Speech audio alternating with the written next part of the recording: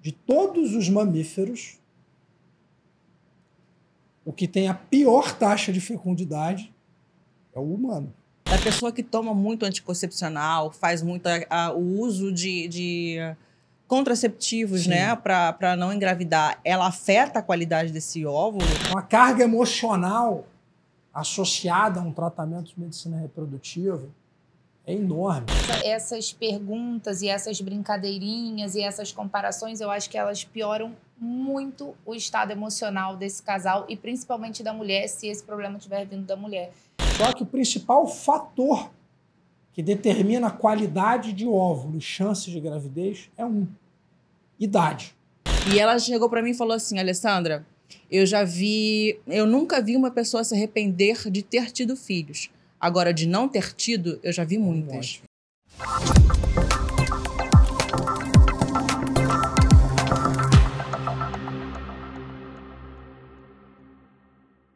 Estamos aqui com mais um podcast Médico Explica, aquele podcast no qual você tem aquelas dúvidas, querendo desmistificar sintomas. Cara, sinceramente, não joga no Google não, espera, coloca aqui nos comentários, pergunta pra gente que a gente vai trazer o especialista aqui para tirar todas as suas dúvidas. O tema de hoje é medicina reprodutiva e você tá aqui com um podcast onde a gente pergunta aí... O médico explica. E hoje quem tá aqui com a gente é o Dr. Roberto Antunes. Gente, quando a gente foi anotar o currículo dele, não coube, não deu. E se eu ficasse falando aqui, ia gastar o podcast inteiro só para passar. Então, ó... Já vou adiantar que ele é diretor da Sociedade Brasileira de Reprodução Assistida e ele é coordenador do Ambulatório de Reprodução Humana da UFRJ, né? O UFRJ é o UFRJ, a gente sabe disso. Então, com vocês, Dr. Roberto Antunes, muito obrigada. Obrigada, doutor, por ter aceitado o nosso convite. É um prazer receber você aqui. E eu acho que nós, como mulheres leigas no assunto, principalmente nesse tema tão interessante, é um prazer enorme te receber aqui dentro do nosso podcast. Meninas, eu que agradeço o convite. É sempre um prazer estar podendo falar do tema que é a minha paixão, que é a medicina reprodutiva. E o principal, que é tentar esclarecer o público, as pessoas, os casais, as mulheres, os homens também, sobre como que ocorre todo esse processo dentro da medicina reprodutiva, que para mim ele é apaixonante, mas infelizmente para muitos ele é angustiante, né? E a gente tem hoje em dia uma característica no mundo, né, onde a população está deixando para ter filhos cada vez mais tarde. E com isso a gente precisa sim ter cada vez mais iniciativas como essas de vocês, onde a gente possa explicar de fato, com informações pertinentes e informações mais palpáveis para o público geral sobre como que funciona todo o processo de reprodução, porque a gente tem muito mito e muita desinformação por aí, pela internet, enfim, em todos os ambientes. Então, assim, eu que agradeço pelo convite. Prazer. Que bom. Você falou uma coisa assim que me chamou a atenção, porque eu acredito que essa área especificamente, não tão diferente das outras, mas eu acho que essa especificamente ela tem a característica de que as pessoas não buscam saber sobre isso até que isso bata na porta delas. Então, esse leque de desinformação, eu acredito que quando fala de reprodução humana deve ser gigantesco, porque até que a mulher se veja numa situação, ou um casal assim, nossa, e agora? Eu acho que ela nunca pesquisou saber sobre. E foi interessante, exatamente interessante por isso, porque quando quando a gente foi procurar o Dr. Roberto, e eu falei da nossa diferença de idade, que a gente estava em fases diferentes, e falou, olha, é interessantíssimo e é importante a gente abordar isso, né? Sem dúvida. Quando a gente... Acho que o primeiro ponto a gente tem que enfatizar, a medicina ela evolui a passos largos todos os dias. Então, eu costumo brincar, e dentro dessas desinformações, o que ocorre? As pessoas acham que a medicina vai conseguir resolver toda e qualquer situação em qualquer momento. Vamos pegar um exemplo clássico. Há poucos anos atrás, publicaram uma foto da Como é que é o nome daquela atriz do Dia de Rock, bebê, lá que ficou famosa? Esqueci o nome dela agora, meu Deus do céu. Cláudia... Não. Não, enfim, a foto dela com 60 anos, daqui a pouco eu lembro o nome dela, mas a foto dela com 60 anos, e ela, assim, linda, maravilhosa, toda produzida, assim, você olha a foto e fala, cara, pô... E ao lado, a foto da mãe dela com 60 anos. Parecia, assim, uma vovozinha, bem carinha de vovozinha. Então, assim, a medicina evoluiu muito em muitas áreas, no que diz respeito à qualidade de vida, à prevenção de uma série de questões. A dermatologia, nossa, assim, você não consegue falar a idade de mais ninguém, porque as mulheres se cuidam muito, estão super bem. Infelizmente, na minha área, eu faço essa brincadeira, não inventaram ainda um botox de óvulo. Você não consegue fazer um óvulo rejuvenescer. Então, essa é a primeira noção que a gente precisa dar para os pacientes. Os pacientes acham que eles vão aguardar, e quando chegar no momento de vida onde eles definiram que aquele momento é o momento onde eles finalmente vão ter filhos, se eles tiverem alguma dificuldade, a medicina vai resolver. E eu adoraria que fosse assim, mas a gente tem uma série de limitações ainda, e por mais tecnologia que a gente use, que a gente aplique, muitas vezes, quando o casal ou quando a mulher senta ali na minha frente, eu explico e mostro os dados, eles tomam um susto, porque os dados não são tão bons quanto a gente imagina. E aí isso leva a gente, porque a gente estava até conversando ali em off, né? Essa questão do planejamento familiar. A primeira coisa que eu acho é o seguinte, gente, primeiro, assim, a gente sempre acha que a gente vai ter um momento ideal para ter filho. E não tem momento ideal para ter filho. O momento ideal, você acha que você vai chegar no momento onde você não vai ter problema, onde toda a sua vida financeira vai estar resolvida, onde tudo vai estar resolvido. Cada hora que você atingir um determinado objetivo, isso é igual videogame. Você atinge um nível, aí quando você vai ver, abrem 3 outros objetivos distintos. Então, isso é um ponto importante.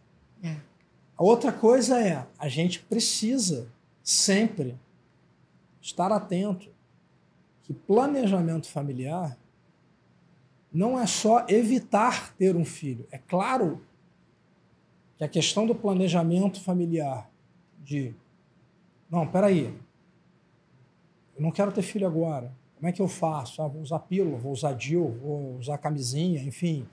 Isso é super importante. Mas muitas vezes, isso é até uma meia-culpa que eu faço em nome até dos médicos, dos ginecologistas, eu sou ginecologista, né? Então do ginecologista eu posso falar. Dos ginecologistas é que muitas vezes a gente só no vamos evitar os filhos. Mas dificilmente é difícil você ter ginecologistas que sentam com as mulheres ou com as meninas e falam assim, vem cá, você pensa em ter filhos? Quantos filhos você pensa em ter? Vira e mexe, eu recebo casais com planejamentos familiares que são absolutamente inatingíveis, mesmo com a medicina reprodutiva. Eu tenho 40 anos, eu quero ter 3 filhos. Eu falei, mas vem cá, vou te mostrar aqui como é que funciona a coisa. Não dá tempo suficiente, né? Mas, às vezes, assim, é porque tem alguns pontos fora da curva, né? E as pessoas pegam os pontos fora da curva como parâmetro. Às vezes, assim, eu vejo isso acontecer, né? Tem mulheres que... Você tem... obviamente, a gente precisa orientar os casais, as mulheres, os homens, enfim, baseado em dados, tá? Então, em qualquer coisa da medicina, você vai ter o que a gente chama de pontos outlier, pontos fora da curva. Então, você vai sempre acabar escutando um casal falando, poxa, mas a minha avó engravidou quando tinha 47 anos, puxa, mas fulana estava em menopausa e depois engravidou, cicrana. Primeiro, a gente tem que tomar muito cuidado com o que a gente vê por aí. Porque muitas informações que são divulgadas não são exatamente o que é divulgado. Então, as pessoas não entram nos detalhes dos tratamentos aos quais foram submetidas. Então, você não sabe quem usou o óvulo doado, por exemplo. Então, às vezes, você pega relatos de pacientes ou de pessoas que falaram que engravidaram com uma idade mais avançada. E eu não acho nem que a pessoa tenha que entrar no mérito se foi óvulo doado ou não foi óvulo doado. Mas pelo menos fala que foi tratamento, sabe? Assim, porque isso acaba gerando muita desinformação. Isso acaba gerando situações onde as pessoas acham que aquilo é o normal. E não é o normal. Então, é muito importante a gente ter um planejamento para a constituição da nossa família. Como eu disse, a gente precisa trabalhar com dados. Então, se a gente fala em termos de fertilidade natural, tá?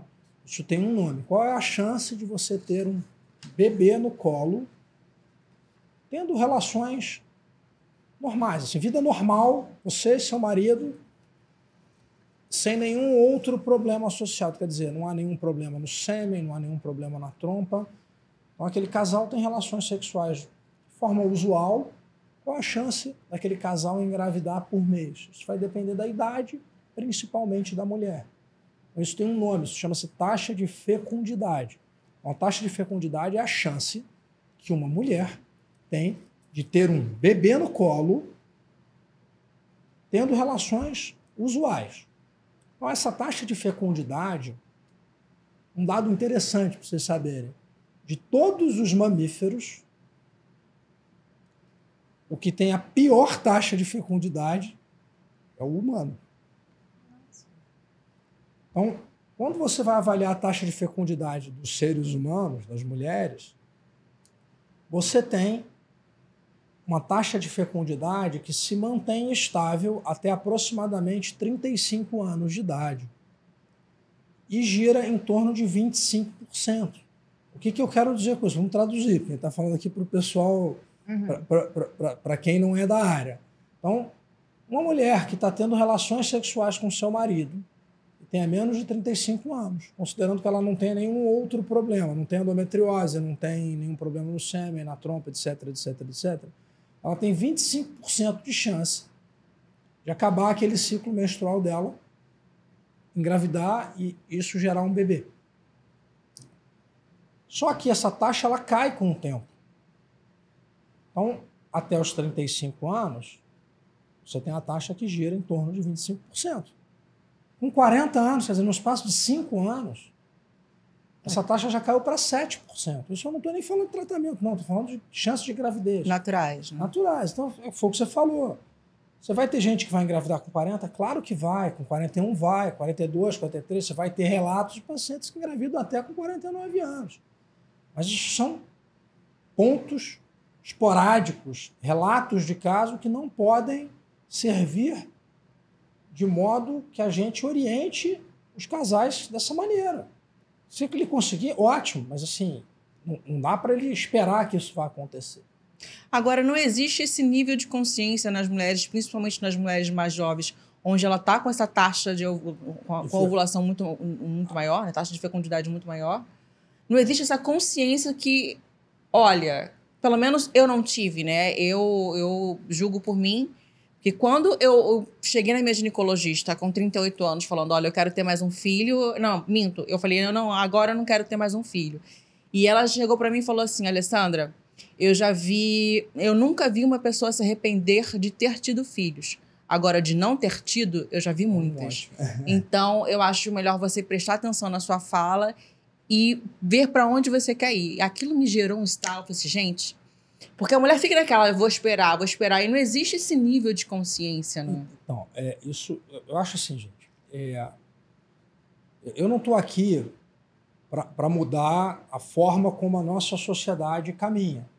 Então, até conversei com vocês e são dados interessantes. Quando a gente vê a questão da média de idade do primeiro filho, eu vou usar os dados americanos, são dados que eu tenho mais frescos aqui na cabeça agora.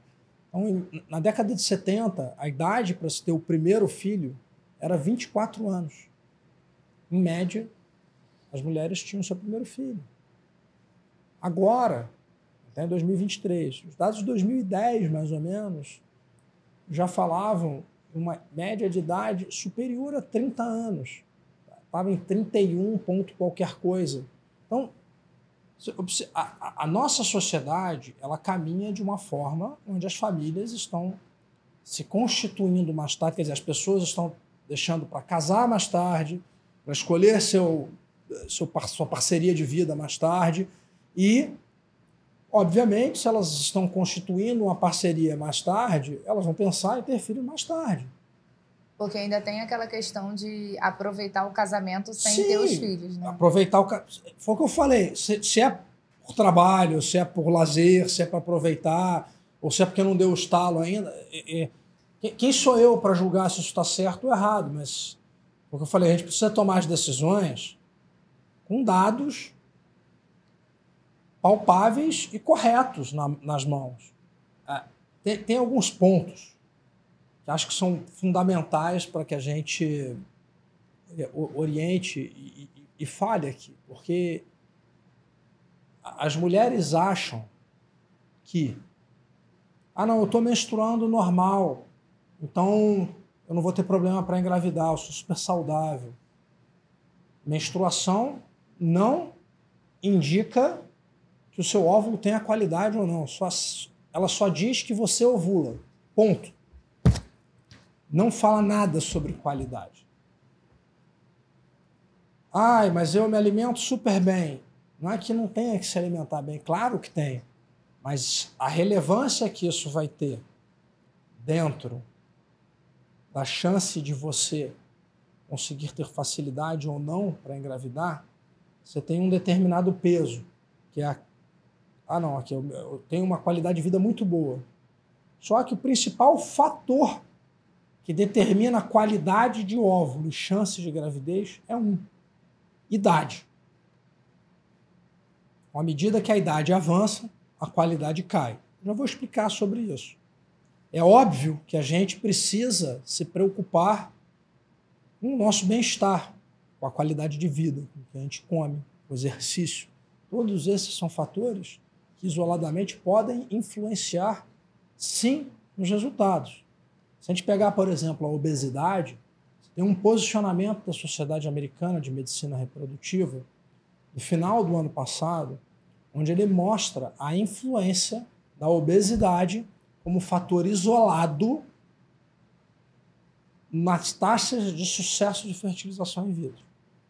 Então, uma paciente que tenha um índice de massa corpórea dentro do que a gente considera normal, ela vai ter uma determinada chance de gravidez em tratamento. Se essa paciente ela tem uma obesidade grau 1, uma obesidade grau 2, você pode diminuir em até 20% as taxas e os resultados de uma fertilização in vitro. Então, sim, é importante? É claro que é importante. Só que qualidade de óvulo, qual que é o fator número 1, isolado, disparado na frente de qualquer outro para definir qualidade? Idade, gente. Idade. Então, assim, esse é um ponto que tem que estar na cabeça da gente. E aí a gente entra numa situação onde a gente tem famílias que estão se constituindo cada vez mais tarde, pessoas que querem engravidar cada vez mais tarde, muitas vezes não orientadas ou mal orientadas, achando que pelo fato de menstruarem todos os meses está tudo bem, pelo fato de se alimentarem ou de fazerem exercício, que isso vai preservar a qualidade dos seus ovos. Isso ajuda, gente. Eu não estou falando que não é para fazer. Mas o principal fator é a idade. A gente fez até essa pergunta aqui em off, eu acho que é interessante a gente repetir sobre essa questão da pessoa que toma muito anticoncepcional, faz muito o uso de contraceptivos, né, para não engravidar. Ela afeta a qualidade desse óvulo? Não afeta a qualidade e nem a quantidade. Então, a pessoa que toma anticoncepcional, os óvulos dela vão acabar no mesmo momento que a pessoa que nunca tomou.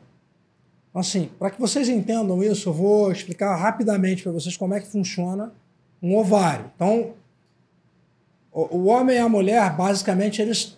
Claro, o homem tem testículos, a mulher tem ovários. São os órgãos análogos, né? Quer dizer, equivalentes na mulher e no homem. Então, o testículo é a casinha dos gametas masculinos, que a gente chama de espermatozoides. O ovário é a casinha dos óvulos, que são os gametas femininos. Só que, apesar de ambos serem a casinha dos gametas, eles têm um funcionamento muito distinto. Muito distinto. Então, vamos começar pelo testículo. O testículo ele funciona como uma fábrica a vida inteira.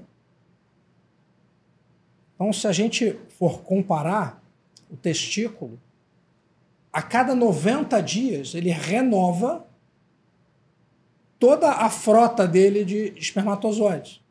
É como se eu tivesse um pote de balas, onde deu 90 dias, eu pego aquelas balas que estão ali dentro daquele pote, jogo fora e pego balas novinhas para colocar ali.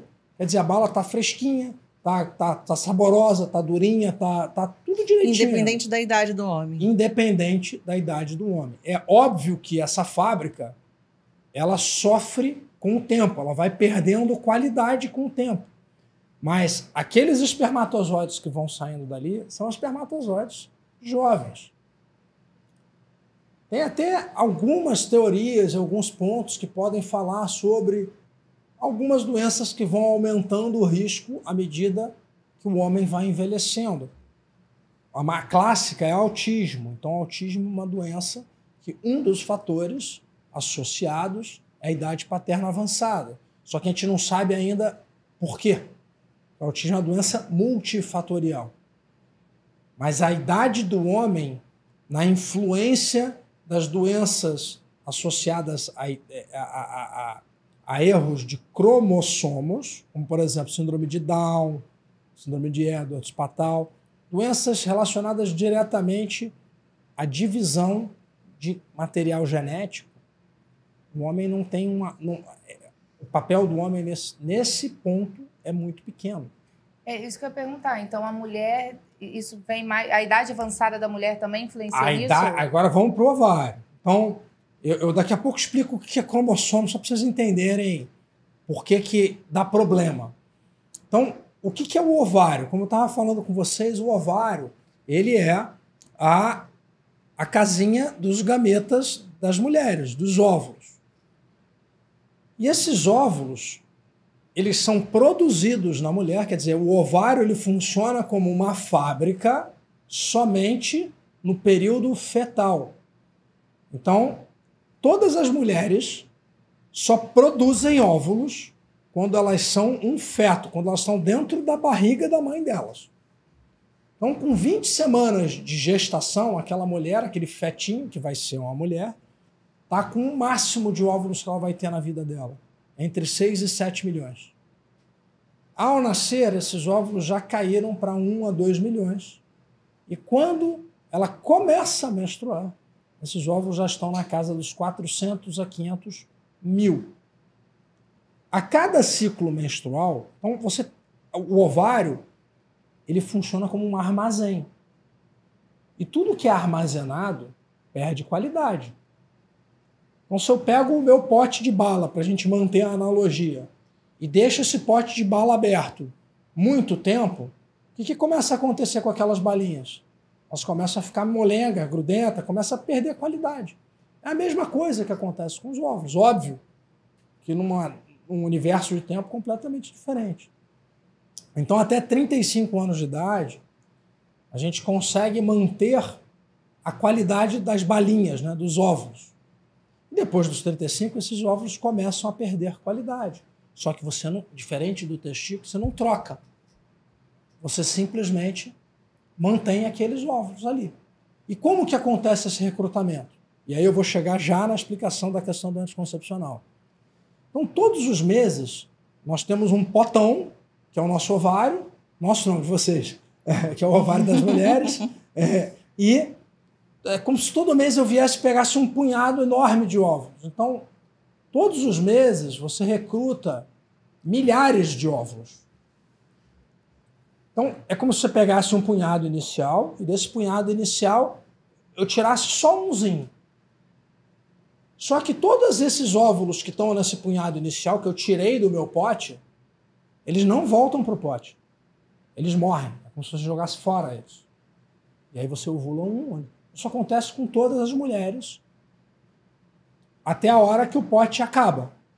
O que é o pote acabar? O pote esvaziar? Isso tem um nome. Chama-se menopausa.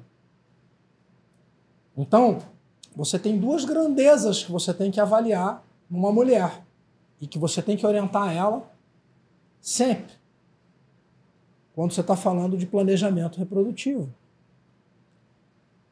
Qual será que é o tamanho desse pote que essa mulher tem? Se ele está mais para cheio ou mais para vazio? E há quanto tempo esse pote está aberto? Então, como eu disse, qualidade de óvulo, fator número 1. Se tiver uma balança, tiver que botar todos os pesos que influenciam a qualidade do óvulo, o peso maior é a idade. Até os 35 anos, você consegue manter a qualidade. O que isso significa? Isso significa que se eu pegar um óvulo de uma paciente com 29, uma paciente com 33, a chance desse óvulo gerar um bebê e desse óvulo gerar um bebê é muito parecida. Obrigada, tirou um pezinho já daqui. No meu você tá colocando. Eu tava pensando. Você começa a ter problema à medida que vai passando dos 35, essa qualidade vai diminuindo. Isso não diminui de uma hora para outra, mas você tem uma diminuição significativa. Lembra dos dados que eu falei? Até 35, em torno de 25% de chance de gravidez por mês. Com 40 já é 7. Então, quando você vai analisar óvulo a óvulo, então você vai diminuindo muito essa chance depois dos 35, mas é progressivo. Ah, Roberto, então se eu tiver que congelar, eu só posso congelar até os 35? Não. Você pode congelar ou tentar fazer uma FIV enquanto você tiver óvulo. Você só tem que entender qual é a chance que aquele óvulo vai te dar. Só uma pergunta a respeito disso. É comum pacientes mais novas tentarem FIV ou alguma coisa? Depende. Ou isso não acontece? Vamos lá. Acontece. Você tem que lembrar que a fertilização ela tem uma série de indicações. Então, você pode ter 25 anos de idade como mulher, tem um monte de óvulos, todos novinhos, ótimos, e o seu marido ter um sêmen de qualidade muito ruim. Ou ser vasectomizado, ou ser azoosperma, quer dizer, não ter espermatozoides no sêmen, você tem que pegar de punção. Ou você pode ter 25 anos de idade e ter tido um problema na trompa. E aí você não vai conseguir engravidar. Para você engravidar naturalmente, a trompa tem que estar boa. Se tiver uma sequela de doença inflamatória pélvica, que é uma infecção bacteriana super comum, muitas vezes a trompa para de funcionar. E aí aquela mulher não consegue engravidar. Por exemplo, lá na UFRJ, onde eu coordeno o ambulatório de reprodução, a causa mais comum para as mulheres que estão lá tentando engravidar e não conseguem é sequela de doença inflamatória pélvica. É a paciente que a trompa não funciona. Aliás, só um dado de curiosidade aqui para vocês. O primeiro bebê de proveta do mundo, a Louise Brown, que foi feita que nasceu em 1978, a indicação da fertilização da mãe dela foi fator tubário. A mãe tinha perdido as trompas por conta de uma sequela de doença inflamatória pélvica. Então, por isso que foi feita a fertilização da mãe dela.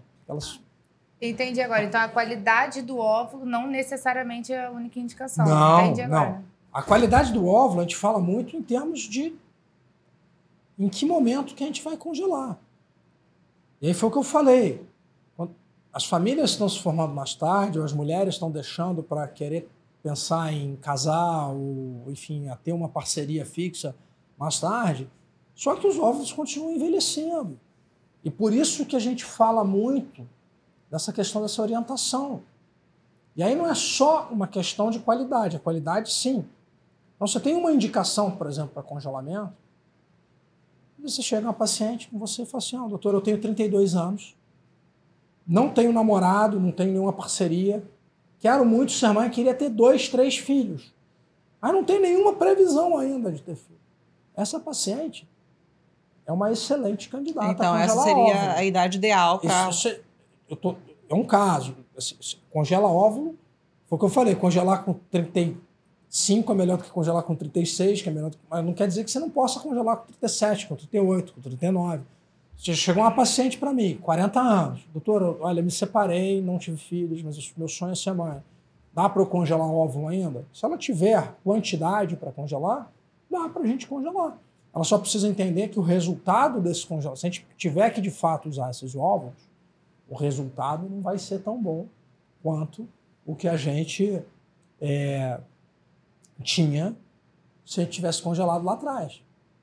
Com 32, com 33, entendeu? Agora, por exemplo, quando a gente pensa numa gestação natural, hoje em dia se fala muito da mulher se preparar. Então, ela estar suplementada, ela cuidar da alimentação. No caso do congelamento de óvulos, também é legal fazer essa preparação? Sim, como eu disse, você tem um fator inicial que é a idade. Vai definir qualidade, não define quantidade. O outro ponto é a quantidade. Então, você precisa entender como que está o pote. Lembra da analogia do ovário? Então, o ovário, eu consigo mensurar se o pote está mais para cheio ou mais para vazio. Então, você tem um exame chamado dosagem de hormônio antimileriano, que ele pode ser feito e que ele consegue avaliar se o pote, quer dizer, se o ovário está com mais óvulo ou menos óvulo. O hormônio antimileriano, e isso é um ponto muito importante, gente, para vocês terem muito claro, porque isso é um erro conceitual que até os ginecologistas muitas vezes têm. Então, hormônio antimileriano define quantidade, não define qualidade. Hormônio antimileriano não define qualidade. Pelo amor de Deus. Então, o que eu quero dizer com isso? Vamos lá, vamos dar exemplos aqui para ficar mais fácil de entender. Se eu tenho uma paciente de 40 anos e ela foi abençoada pela natureza, ela ganhou um super ovário com muitos óvulos, mas os óvulos seguem sendo óvulos de 40 anos. Então ela vai ter um bom antimileriano, o que é bom pensando numa fertilização, porque você vai ter uma previsão de conseguir recuperar mais óvulos no estímulo. Mas seguem sendo óvulos de 40 anos. Então, hormônio antimileriano não define qualidade. Então, se eu tenho uma paciente de 30 anos que tem um antimileriano baixo, ela tem que congelar óvulo porque os óvulos dela podem acabar. O pote está esvaziando. Mas esses óvulos seguem sendo óvulos de 30 anos. Por sorte, ela tem 30 anos quando ela descobriu essa condição. E isso vai permitir que com menos óvulos eu consiga ter ainda uma boa chance de gravidez. Mas não quer dizer que o óvulo dela seja ruim.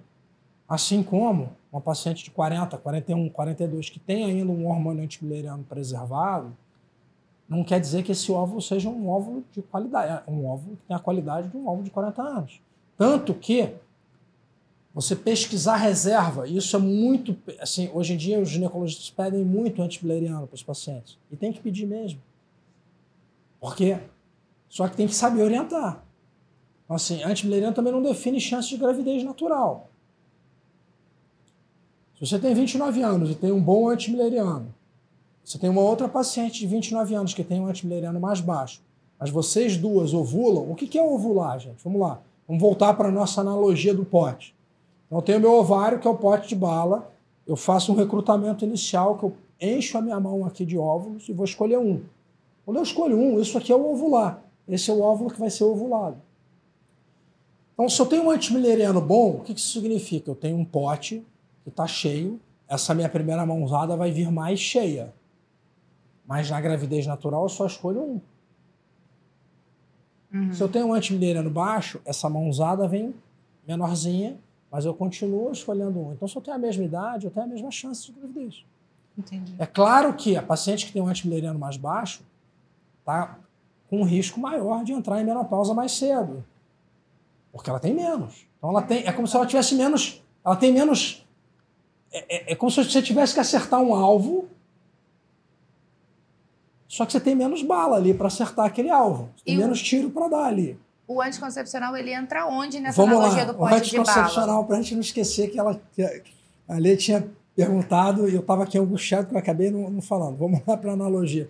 O que o anticoncepcional faz? Então, gente, vocês têm que entender que quando a gente está falando do ovário, esse recrutamento primário, que é o que eu estou comparando com essa primeira mão usada, então você tem o pote, você tem a primeira mão usada que vem com milhares de óvulos, e aí depois você tem uma seleção secundária, que é a que vai definir a ovulação. O que o anticoncepcional faz? O anticoncepcional, ele não deixa a segunda mão pegar o óvulo da primeira. Mas ele não muda nada nesse recrutamento inicial. Então você está tomando lá seu anticoncepcional, você não consegue tirar.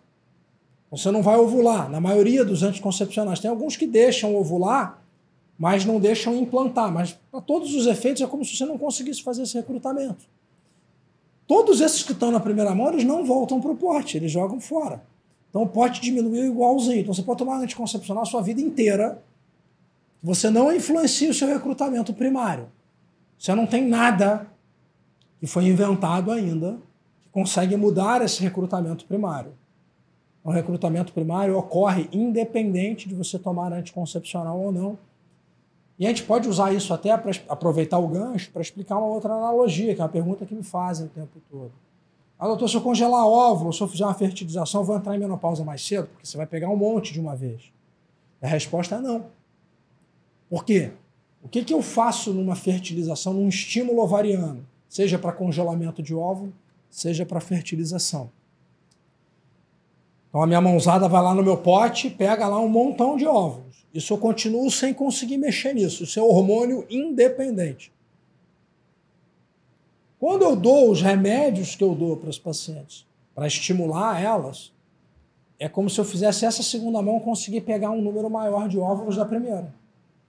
Os que não foram pegos aqui da primeira, eles continuam sendo jogados fora.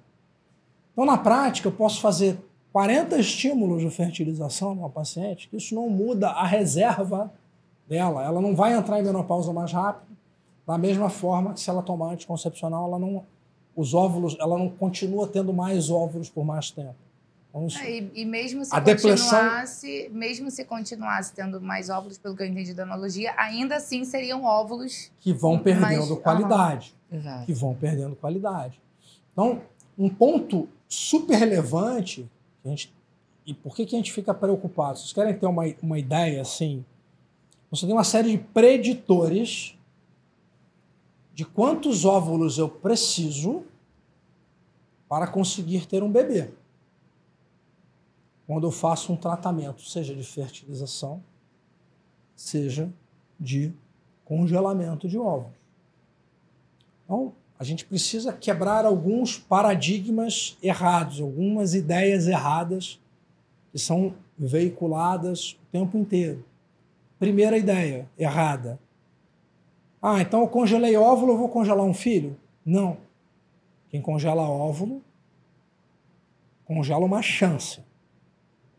Essa chance vai variar, inclusive, de acordo com a idade em que você congelou esse óvulo. Mal comparando, é como se você estivesse fazendo uma poupança. Ah, não, eu fiz uma poupança, então quer dizer que eu posso comprar uma Ferrari?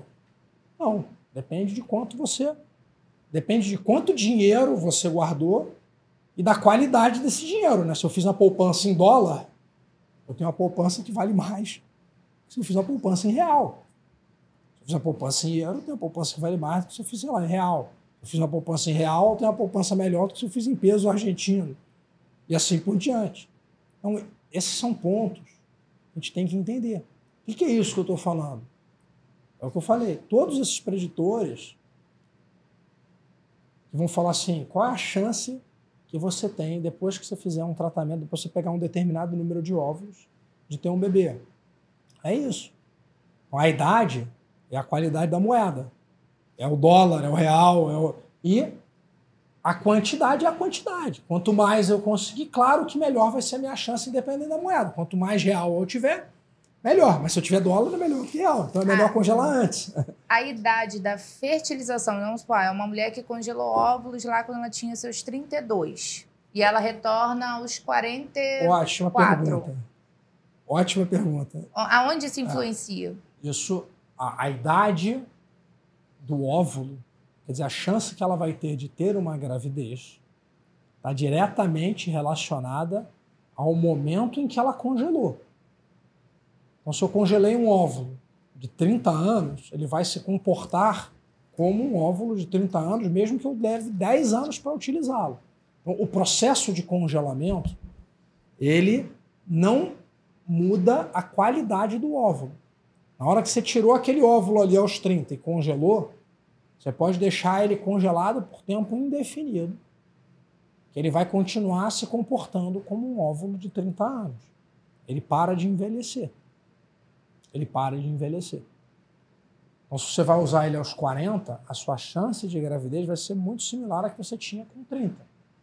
Tem um ponto que é importante, gente. A gente ressaltar. A gente está falando da chance daquele óvulo gerar um bebê. Obviamente, quanto mais tempo eu deixo passar, maiores as chances daquela mulher desenvolver outros problemas que podem influenciar negativamente na chance de gravidez. Que não tem a ver com o óvulo. Que não tem nada a ver com o óvulo. Então a mulher pode ficar diabética, pode ficar hipertensa, pode ficar obesa, Sim. pode aparecer uma endometriose que não estava lá atrás, quando ela tinha 30 anos, um Tá. mioma. Ou seja, tá, assim, pelo que eu acredito que tem muitas mulheres que são muito assim com essa coisa de ter o filho, e eu acredito que o bem-estar e a qualidade da saúde dela após o congelamento, então, tem que ser tão importante quanto o congelamento, Sem né? dúvida. Ela se manter uma pessoa saudável. Foi o que eu falei. A mulher não pode virar e falar assim, olha, eu congelei agora com 30, agora eu posso viver a vida louca. Vou beber pra caramba, vou fumar, vou engordar, vou parar de fazer... Gente, a qualidade de vida é importantíssima nos desfechos obstétricos que a gente vai ter, na chance de engravidar, no desfecho obstétrico. Então, assim, são coisas que correm em paralelo, obviamente. É claro que eu prefiro que todas as minhas pacientes sejam pacientes super saudáveis, que se cuidem, que estejam bem, que façam exercício, do que seja uma paciente que não faz exercício, que não se cuida, porque isso vai influenciar. Mais uma vez, toda vez que a gente fala, que eu falo assim, o principal ponto é a idade, é porque é o que tem o maior peso. Mas não quer dizer que os outros pontos não sejam importantes da gente valorizar. Eu tô com uma dúvida, enfim, que veio na minha cabeça agora. Porque eu nunca tinha sequer lido nada sobre esse assunto. Então, Pois é. assim, uma dúvida assim, vamos lá. O que eu sei é que as mulheres que, sei lá, chegam aos 40 e pouquinho, e elas tentam ter um filho de forma natural, não conseguem e vão para o caminho da fertilização, elas têm um sofrimento significativo no tratamento para poder fazer aquilo. Isso acontece... Vamos lá, peraí, deixa eu tentar organizar minha dúvida. Se essa mulher congelou um óvulo lá atrás, ela não precisa passar por esse processo todo, então, ou ela passa igual? Não, não é igual. Vamos lá, você congela o óvulo... Você entendeu o que eu quis perguntar? Que eu veio a dúvida, mas eu não... O processo em si... Vou tentar explicar de uma forma que acho que vai pegar a sua dúvida. Então, eu tenho a paciente que tem 30 anos. Ela vai se submeter a um processo de congelamento. Uhum. Então, esse processo, ela vai, uma vez que ela esteja preparada, a gente começa a fazer os controles ultrassonográficos. Esse processo dura em torno de 2 semanas. Nessas 2 semanas, ela faz a aplicação das medicações. Essas aplicações, normalmente, são por injeções subcutâneas, como se fossem essas injeções. São canetinhas parecidas com essas que estão na moda hoje em dia, de Ozempic, desses inibidores da liraglutida, e da GLP-1. Ela aplica diariamente e faz em torno de 5 a 6 controles. Então, o processo é relativamente rápido. Como é que é a coleta em si? A coleta, normalmente, ela é feita sob sedação. É um processo que dura em torno de 30 minutos. O paciente colhe por uma ultrassonografia transvaginal. É um ultrassom que tem acoplado na ponta dele uma agulha que chega lá no ovário e aspira folículo por folículo para ver se o óvulo veio. Então, o óvulo ele tem uma casinha. Essa casinha se chama folículo. O que a gente controla no estímulo é o crescimento da casinha. Quanto maior a casinha fica, maiores as minhas chances de conseguir pegar um óvulo maduro dali de dentro. Então, o processo em si é um processo rápido. Aí ela congelou. Se ela vai usar esse óvulo lá na frente, ela não precisa passar por esse processo de novo, de estimular, de fazer controle ultrassonográfico para ver como é que o folículo está crescendo. Aí você descongela os óvulos, colhe o sêmen e forma os embriões. E aí você vai acompanhar esses embriões em cultura por um período que normalmente dura em torno de 5 a 7 dias. Aqueles embriões que atingirem um estágio chamado de blastocisto, que é um embrião que chega no 5º ou 7º dia, com essa classificação, aí a gente tem duas opções para fazer. Ou a gente analisa cromossomicamente esse embrião, quer dizer, tiro um pedacinho desse embrião, congelo ele e vejo se esse embrião é um embrião bom para eu colocar ali dentro do útero. Ou tem algumas pacientes, principalmente quando são pacientes mais jovens, que os riscos de alterações cromossômicas são menores, e aí você simplesmente forma um embrião e transfere direto. Então, uma paciente que chega lá com 40 anos... Mas ela tem que estar num período específico? Você tem que ter... Você vai fazer um preparo. O preparo, dito como o estado da arte hoje em dia, qual que é o melhor preparo? É você acompanhar o ciclo menstrual dessa paciente com ultrassonografia, constatar que ela ovulou, e aí quando você constata a ovulação, 5 dias depois da ovulação, se forem blastocistos, você transfere aquele embriãozinho para ela. Essa é o melhor tipo de transferência que você pode ter para uma paciente. E um outro ponto que certamente você vai me perguntar, se você não pensou, mas você já vai me perguntar, eu já vou até me adiantar, que é, tá bom, Roberto, mas e aí, quantos embriões a gente transfere por vez? Porque tinha um monte de gente que tinha gêmeos. Antigamente, quando a qualidade do processo era pior, as pessoas transferiam 2, 3, 4 embriões de uma única vez. Para garantir. Para tentar ver se um pegava. O problema é que, às vezes, lembra que a gente falou da coisa dos pontos fora da curva? Você tinha, às vezes, pacientes que 2, 3 pegavam. Aí você aumentava a chance. Então, gente, isso daí é um ponto também que 100% dos pacientes me perguntam preocupados. Roberto, então, qual a chance de gêmeos? Eu falo, vai depender do número de embriões que você colocar. Mas hoje em dia, foi o que eu falei, o padrão ouro de transferência é você fazer com ciclo natural e colocar um embrião por vez. Isso é o que vai te dar a maior chance cumulativa de gravidez. É claro que se eu comparo, se eu pego você, coloco 2 embriões, depois eu pego uma paciente igualzinha a você e coloco um só, a paciente que eu coloquei 2, ela vai ter uma taxa de gravidez maior, vai ter uma maior chance de ter um bebê no colo. Ou 2. E vai ter uma chance significativamente maior de ter gêmeos. Só que essa comparação não é uma comparação justa. Qual que é a comparação que eu tenho que fazer?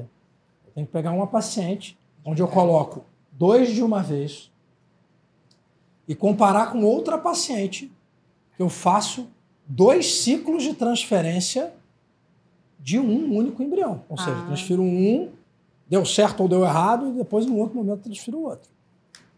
Quando a gente compara 2 de uma vez com 2 ciclos de um embrião, as taxas de gravidez são iguais, com uma leve melhora para quando você transfere um em um. O número de bebê no colo, de bebê único no colo, é maior quando você transfere de um em um. E o número de gêmeos é infinitamente menor. Porque só acontece quando você divide um embrião, que é muito mais difícil do que quando você coloca 2 de uma vez. Então, quando você coloca 2 de uma vez e tem gêmeos, o pessoal... gêmeos são lindos, maravilhosos. No porta-retrato, na família perfeita, para você tirar foto. Nada contra gêmeos, gente, pelo amor de Deus. Mas, assim, o trabalho é muito maior de uma única vez. E aí você entra também nos riscos. A gestação de gêmeos, mesmo sendo de 2 embriões diferentes, que seriam os gêmeos de menor risco obstétrico, ainda assim geram maior chance daquela paciente desenvolver pressão alta na gravidez, maior chance daquela paciente ter diabetes na gravidez, maior chance dela ter um abortamento tardio, dela romper uma bolsa, dela ter um parto prematuro, mais tempo que esses bebês ficam na UTI. E é óbvio que ninguém pensa nisso, e ninguém deseja isso, mas você acaba, eventualmente, perdendo bebês, seja por um abortamento tardio, por um parto prematuro extremo. Então você acaba com menos bebês quando você transfere muitos embriões de uma vez, do que quando você vai transferindo um por um. Isso deve ter um peso muito grande psicológico numa paciente. Enorme. Né? Você falou que, por exemplo, só para fechar essa parte do processo, você falou assim, ideal seria se a gente acompanhar a paciente ovulando. Isso significa que... Isso para transferência. Para transferência. Então, uma mulher já na menopausa, ainda que tenha congelado... Eu estou fazendo essas perguntas bem lá. Assim, porque eu acho legal, legal esclarecer. Mulher, ótima pergunta. Roberto, puxa, mas você falou que o melhor tipo de processo era quando você faz o processo totalmente natural em termos de transferência. Isso chama-se ciclo natural modificado para transferência. Sim. É o único? Não. Isso é um debate enorme que tem na literatura e aí mais numa parte técnica. Se fosse um podcast hoje assim técnico só para médico, a gente já está debatendo aqui muito sobre o melhor tipo de preparo para transferência. Eu sou um grande defensor do ciclo natural. O ciclo artificial não é que ele seja ruim, ele dá resultados muito parecidos com o ciclo natural, em termos de O que é o ciclo artificial? O ciclo artificial é o que você vai fazer na mulher menopausada. Então existe a chance de uma mulher menopausada... jovem, por exemplo, você tem a paciente com endometriose, às vezes você tem que bloquear ela não vai conseguir ovular, aí você faz um ciclo artificial. Ou muitas vezes você vai fazer o ciclo artificial porque é a sua prática. A alternativa existe. Então, é isso que eu queria saber. Então, a mulher com menopausa que congelou os óvulos, ainda assim ela pode ir lá tentar ter o bebê dela. Pode. Tá bom. Quando você faz o ciclo artificial, você tem só que atentar que os desfechos obstétricos tardios, principalmente, no ciclo artificial são piores do que no ciclo natural. Porque o ciclo artificial não tem corpo lúteo. Quer dizer, a casinha do óvulo que ovulou, ela tem um papel fundamental na gravidez e no desenvolvimento da placenta e na forma que a placenta se insere ali no útero. Então, por isso que eu sou um grande defensor do ciclo natural. No ciclo artificial, você tem taxas muito maiores de gravidez com pré-eclâmpsia, de parto prematuro, de placentas que não se adaptam tão bem. É óbvio que se você não tem alternativa, é a alternativa que você vai usar. Mas eu podendo evitar, eu prefiro evitar. Nossa, isso é uma discussão bem técnica, na verdade. Eu achei muito bacana você falar desse pós. Como eu não conheço esse mercado, eu não tenho como mensurar se é uma prática dos médicos também acompanharem a gestação e pensar em todos esses riscos, mas eu posso deduzir que talvez não. Então, vamos lá. O que acontece? Eu, por exemplo, vou falar pela minha prática.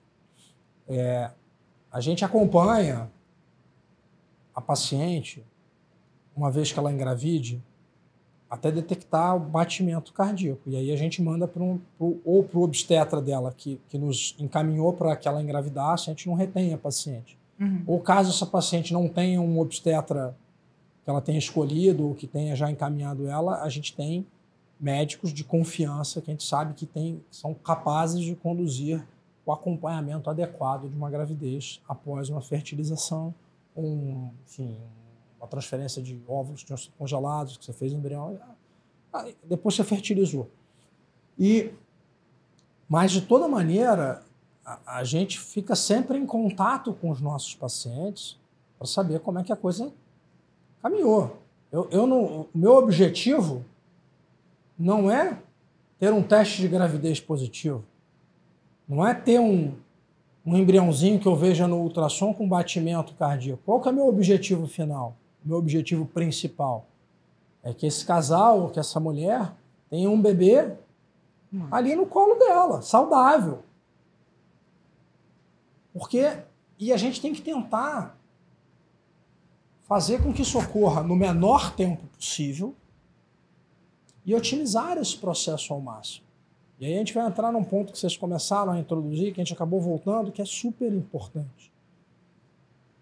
O casal que tenta engravidar e não consegue, ou a paciente que vem para congelar óvulo e perdeu o timing, já está com menos óvulo, são casais, são pessoas com um nível de ansiedade enorme.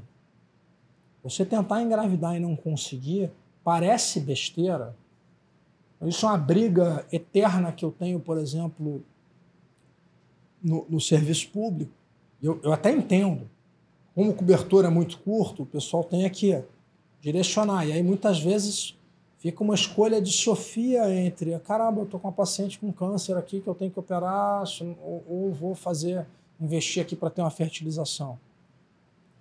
Você tem que entender, a infertilidade é uma doença, tem CID, doença.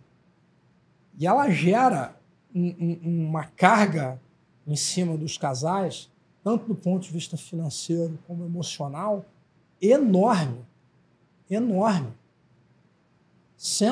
Olha, vocês talvez não passem por isso, porque as pessoas são muito reservadas quando falam no que diz respeito a tentar engravidar e não estar conseguindo. Eu passei por isso. Mas eu tenho pacientes. Eu tive semana passada, por exemplo, a gente é muito discreto. Eu tive uma paciente que ela falou assim, doutor, eu não consigo ver uma grávida. Eu fico irritada com a grávida. E aí eu fico me sentindo mal comigo. Eu sei que aquela coitada não tem nada. Ela não me fez mal nenhum. Mas aquilo dali para mim é um sofrimento. Pessoas não conseguem. E é uma pressão familiar. Toda semana eu recebo casal falando assim, eu não aguento mais. Ter parente, ter minha sogra, ter minha mãe, perguntando, e aí? Como é que vocês vão ter bebê? As pessoas, isso é bacana falar assim, porque as pessoas, elas são muito inconvenientes sem perceber com essas. E é aquilo, a pessoa, o casal que está passando por essa dificuldade de não estar conseguindo, eles não querem falar. Mas às vezes as pessoas nem sabem. Não, e então, às vezes pessoas próximas. Foi o que eu falei. Às vezes é sua mãe. Às vezes é sua sogra. É a sua melhor amiga. E aí você...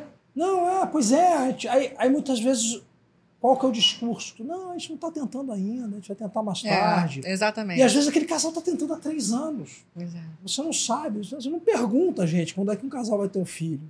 Isso é uma pergunta que quem tem que fazer é o ginecologista numa consulta, que foi o que eu falei da questão do planejamento familiar. Isso tem que ser abordado sempre. E eu acho que isso piora essas perguntas e essas brincadeirinhas e essas comparações, eu acho que elas pioram muito o estado emocional desse casal e principalmente da mulher, se esse problema estiver vindo da mulher.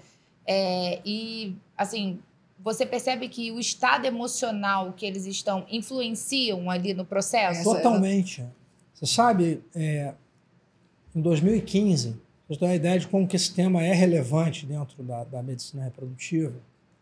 A palestra magna, que é a palestra de abertura do Congresso Europeu de Medicina Reprodutiva, que é o maior congresso de medicina reprodutiva do mundo, foi de uma psicóloga mostrando os dados associados à carga emocional, quer dizer, a nível de ansiedade e aos desfechos nos tratamentos.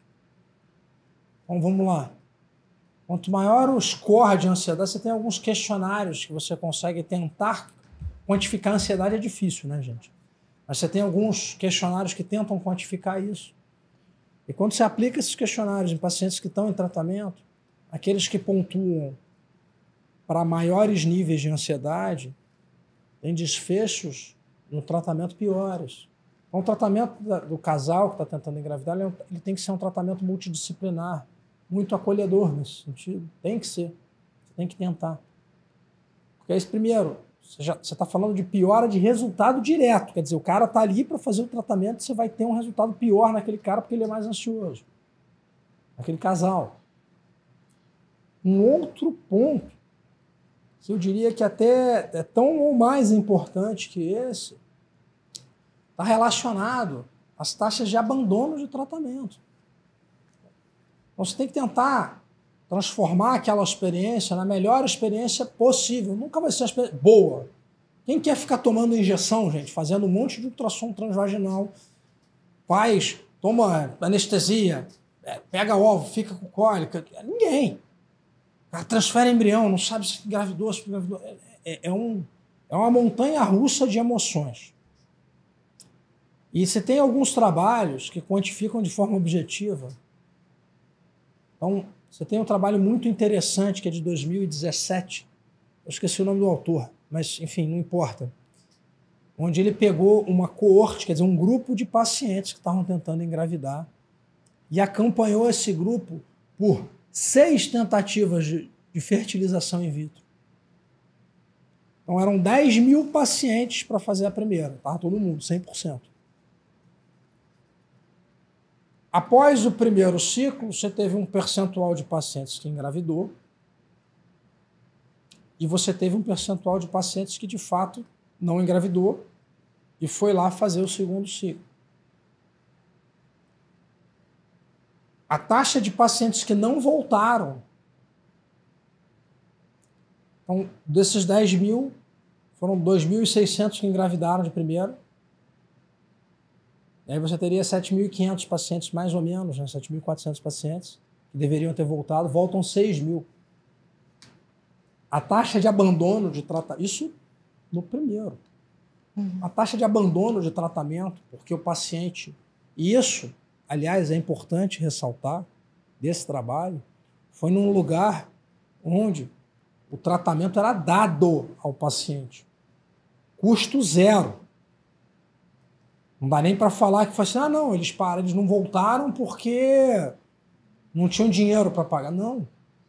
Então, a carga emocional associada a um tratamento de medicina reprodutiva é enorme. E a taxa de abandono é enorme. Então, desses 1.000 e tantos pacientes, casais que não voltaram, se a gente tivesse conseguido acolher eles melhor, se tivessem conseguido fazer aquele tratamento, quantos bebês? Você pega a mesma taxa de gravidez, para 30%, você está falando aí de 300 e tantos, 400 bebês que poderiam ter nascido se aquele casal não tivesse abandonado o tratamento.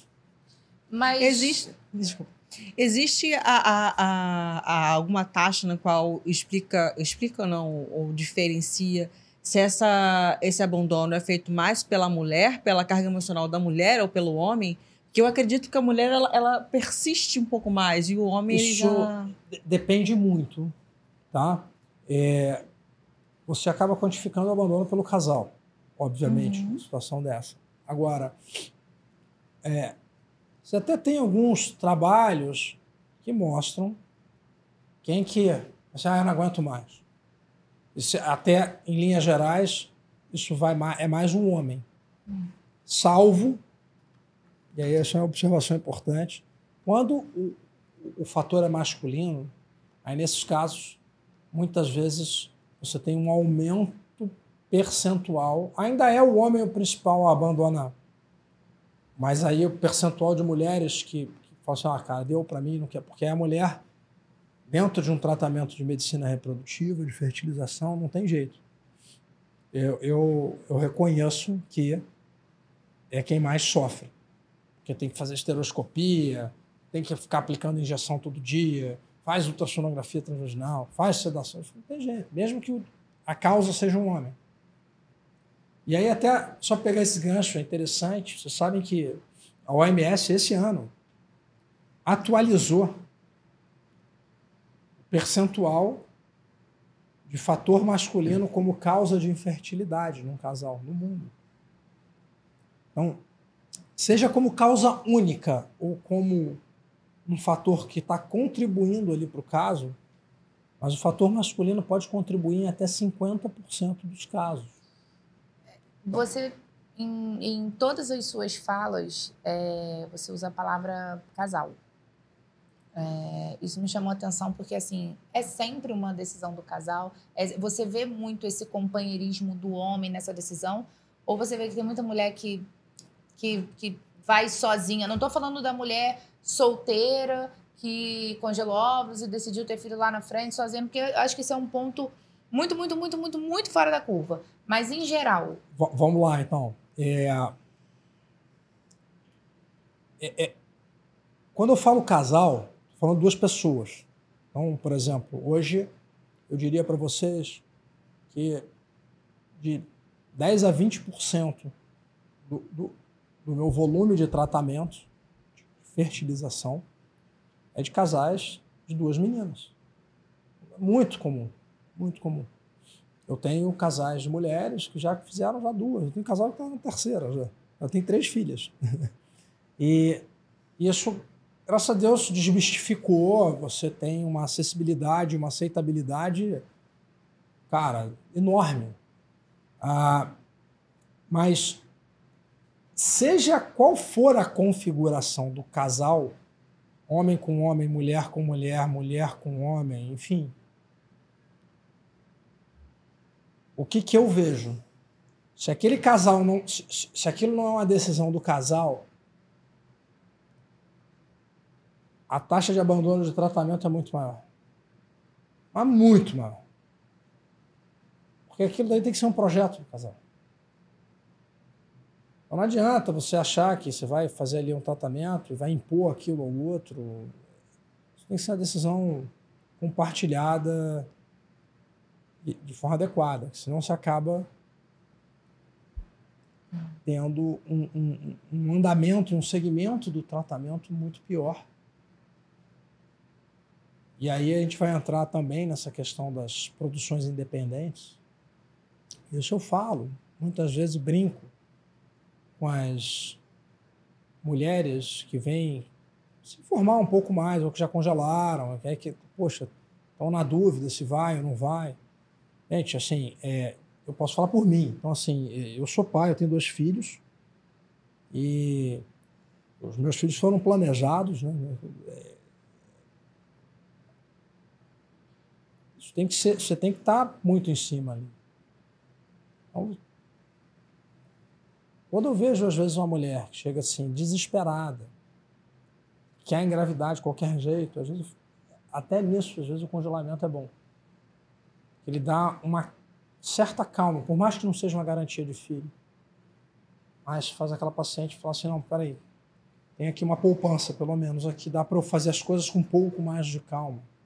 Porque, primeiro, vale a pena a gente tentar ter um filho com qualquer um? Eu brinco com as minhas pacientes, eu falo assim, olha, às vezes é melhor não ter pai do que ter um pai ruim, ou ter um pai qualquer. Então pensa bem antes de com quem você vai amarrar seu burro, porque depois que está amarrado, o filho é para sempre, o filho dura, né? Então, e isso daí, inclusive, é uma orientação que eu dou, porque hoje, como a gente vem falando aqui, as pessoas vão deixando cada vez mais tarde. E aí, às vezes, eu comecei a ter, de uns anos para cá, uma demanda que eu não tinha no início da minha carreira, que era dos casais, que são dos casais que estão casados, estão bem, está tudo ótimo, os caras não querem engravidar agora. Aí não, então vamos congelar, a gente engravida depois. Isso que eu ia te perguntar. Essa orientação ela tem que ser feita pelo ginecologista da mulher. Sim. É claro, sim. Né? Ginecologista.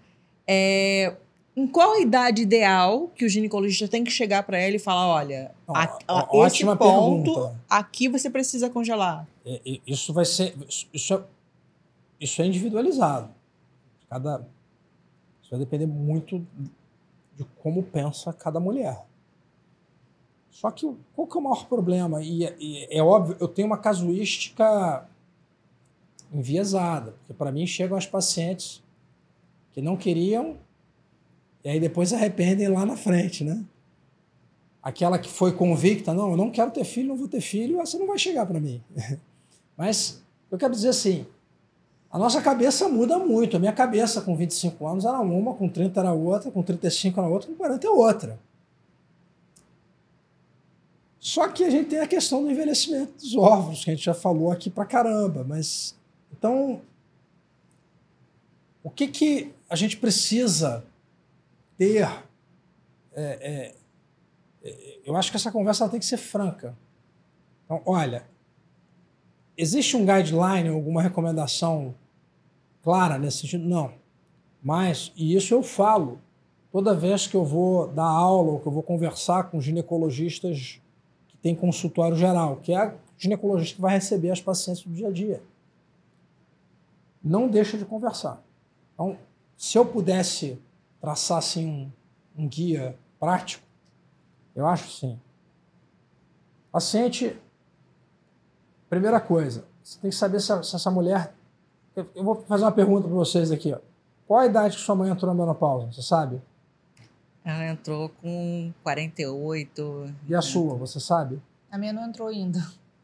Mas a gente precisa entender, porque poucas são as pessoas que de fato sabem a idade, por exemplo, dos parentes, da mãe principalmente, ou da avó que entrou na menopausa.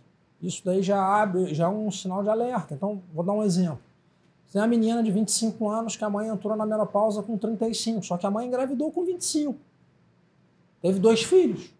Só que isso é uma menopausa precoce. Com 35 hoje, a mulher está começando a pensar em engravidar. Às vezes não é nem um assunto que surge. Sim. Por isso que eu falei, mas isso cabe a quem? Isso é uma pergunta que o ginecologista tem que fazer para a mulher que está ali com ela. Posso te falar como paciente? Eu acho que, por exemplo, eu vou fazer 30. Uhum. Eu acho que a idade que eu tô é uma excelente idade para ter essa conversa. Mesmo eu já tendo uma filha, por exemplo, eu acho legal se o meu ginecologista tivesse essa conversa comigo. Lógico. Porque eu tenho aí um gap de 5 a 6 anos saudável. Então, vamos lá. Num primeiro momento, você tem que saber se há algum fator de risco para uma menopausa precoce numa paciente.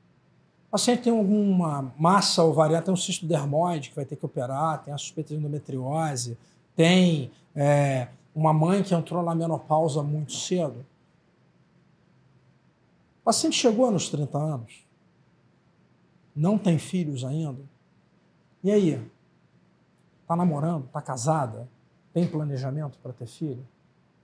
Vamos ver a sua reserva, se você não tiver nenhum fator de risco? Acho que esse tipo de medicina preventiva é importantíssimo. Porque foi o que eu falei. Às vezes você pode ter 30 anos e você tem a reserva lá embaixo. E se você tem a reserva lá embaixo, você talvez tenha que congelar. Porque você pode ser um case que vai entrar em menopausa precoce. Vira e mexe, vai ser paciente em menopausa precoce. Cada vez mais comum.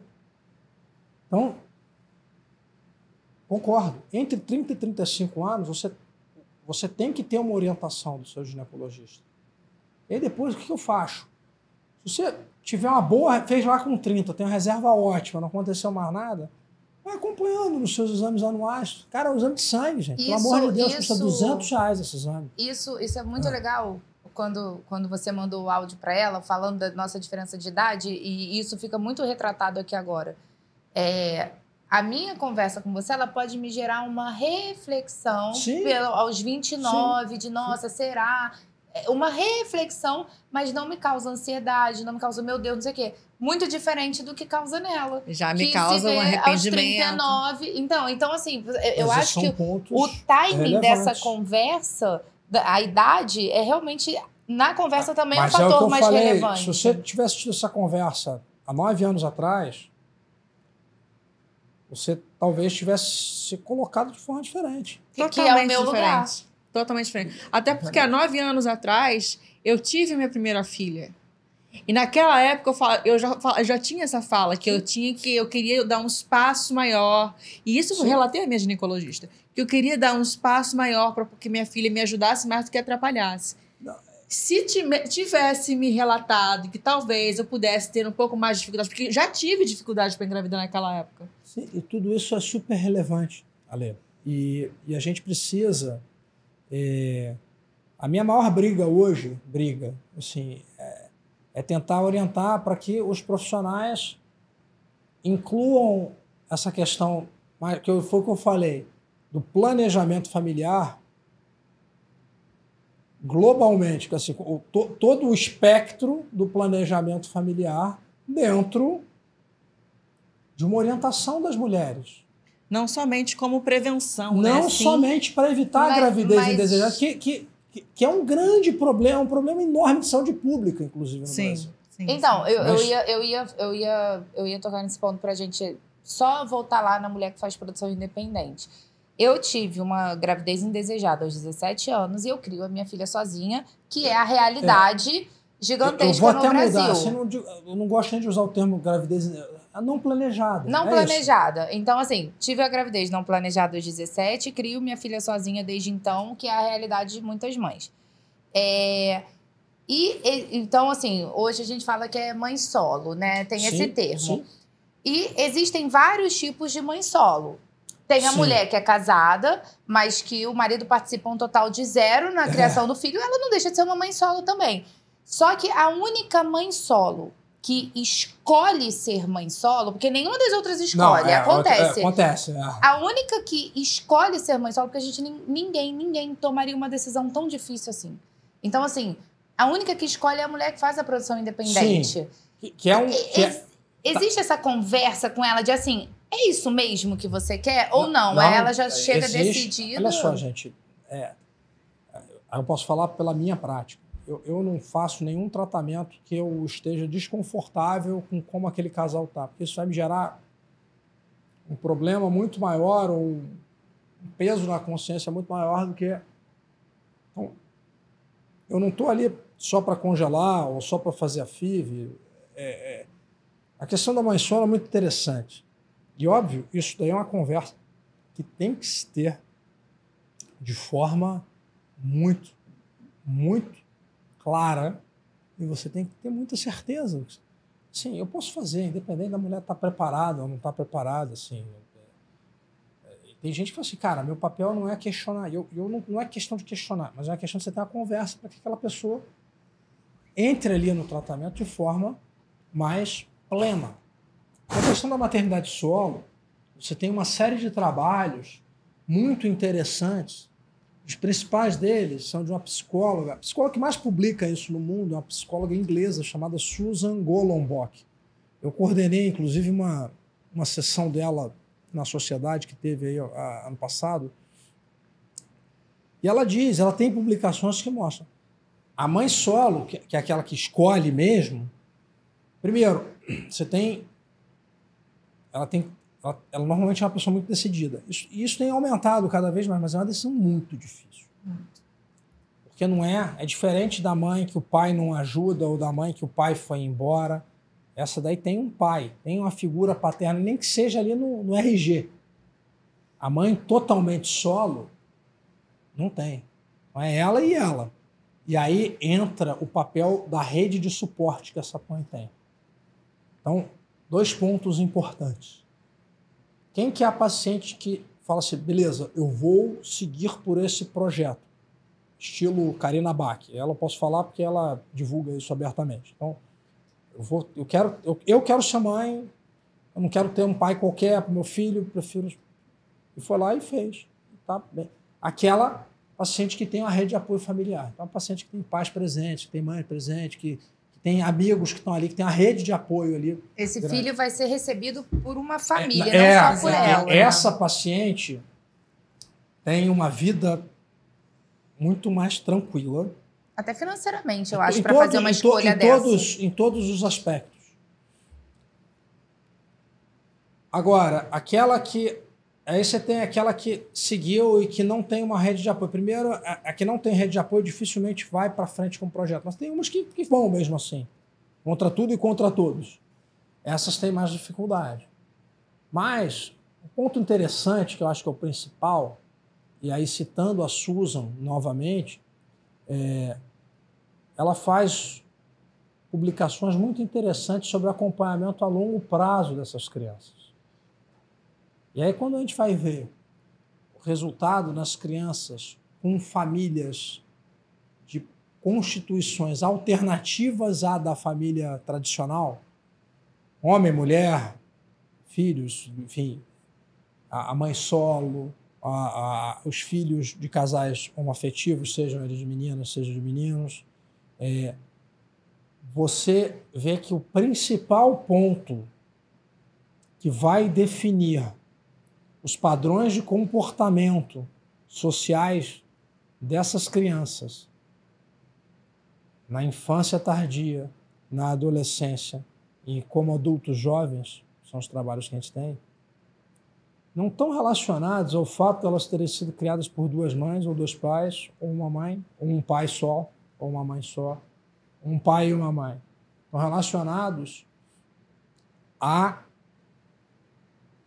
paz no lar, né? A família se dar bem, a família ser uma família estruturada, uma família menos conflituosa, uma família que tenha menos... Então, isso é o principal ponto.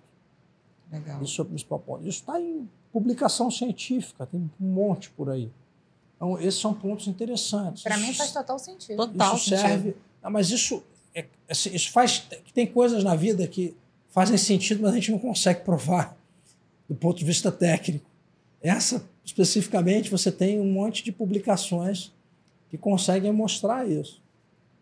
Então, o problema não é o tipo de família, mas sim como aquela família se estrutura ao redor daquela criança. Amor, afeto, conflito. Você tem uma série de marcadores que você consegue avaliar e pesar isso daí, né? Você falou, só para fechar esse assunto, você falou uma coisa que me levou num lugar, que foi o seguinte: se criar a minha filha sozinha tivesse sido uma escolha minha, não seria tão sofrido quanto é quando isso não é uma escolha minha. Não, assim, isso eu tô te falando única e exclusivamente por mim. Se fosse uma escolha minha, assim, não, eu vou ter uma filha e eu vou criar sozinha, você já tem aquele projeto daquele jeito.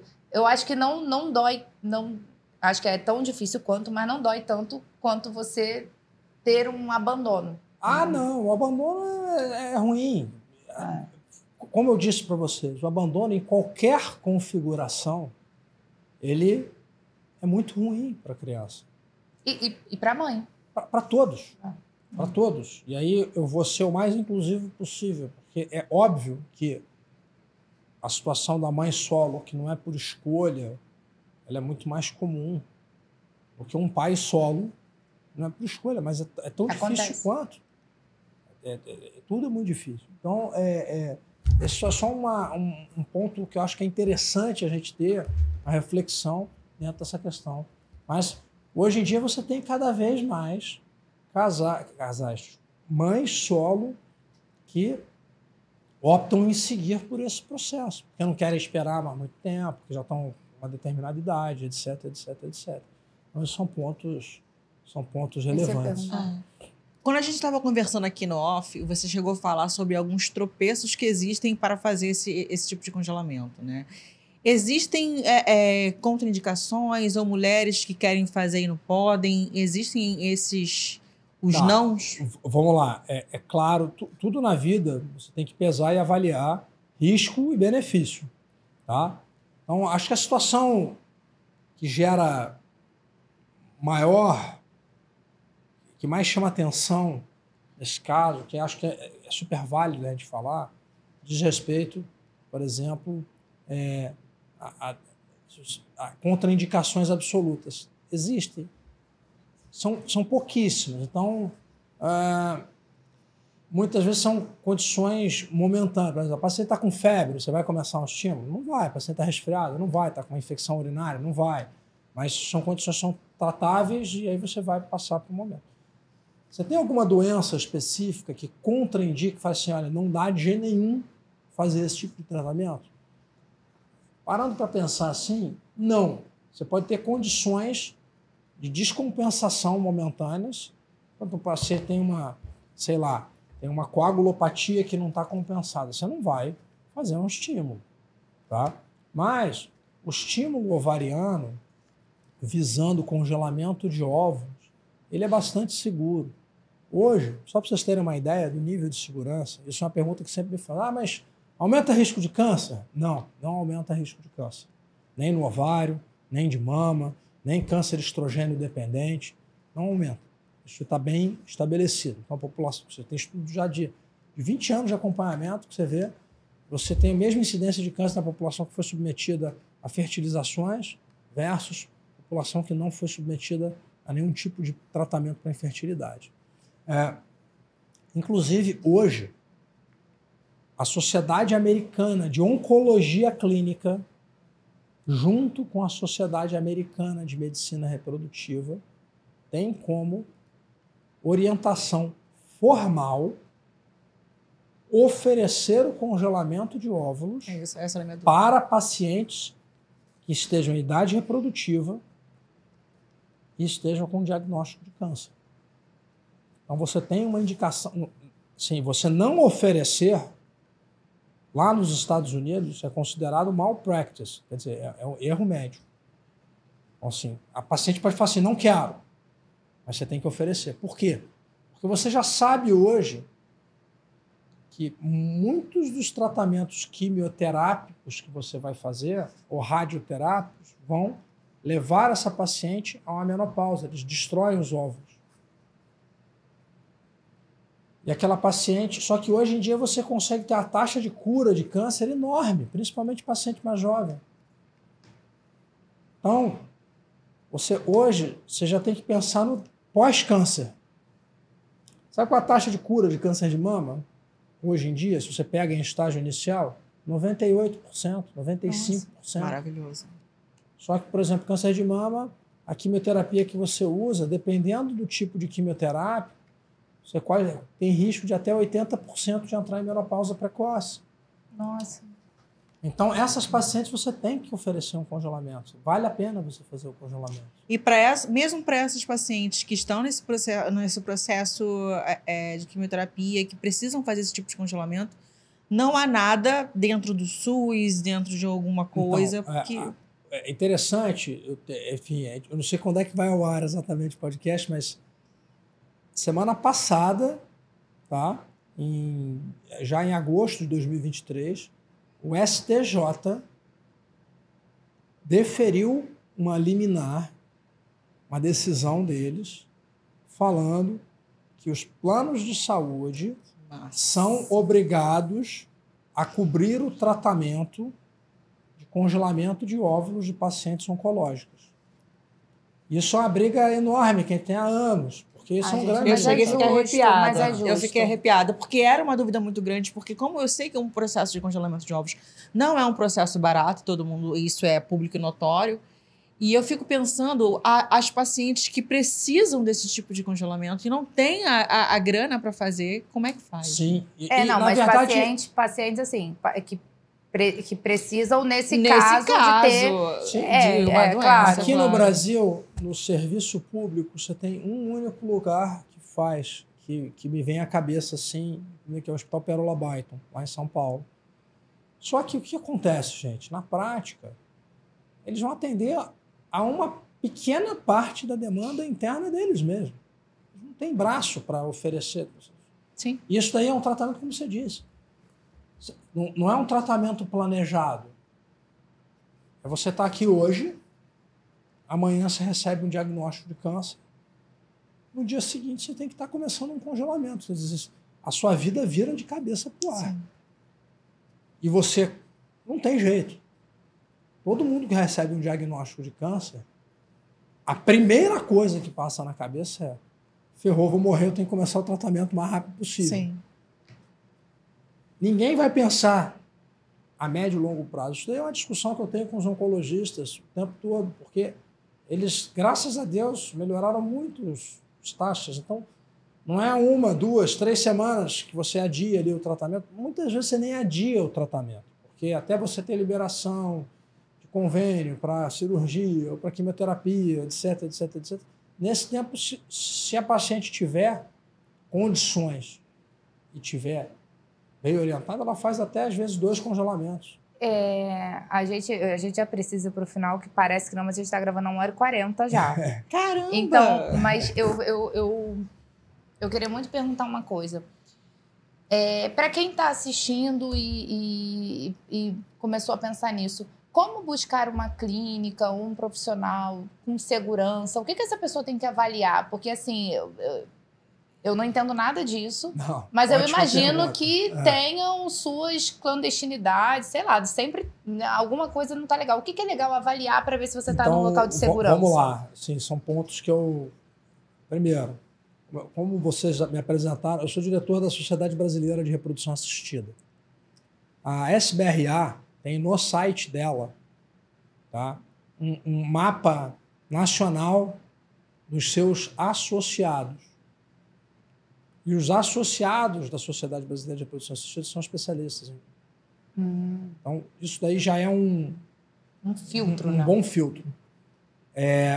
Verifique se o seu médico tem o registro de especialista no Conselho Federal de Medicina, no seu Conselho Regional, que é o RQE. Existe uma prova de titulação de especialista. Isso daí você entra no site do CREMERGE, quem está no Rio de Janeiro, no site do CRM, e você digita lá, você consegue saber se seu médico é especialista ou não. Em medicina reprodutiva, em reprodução assistida.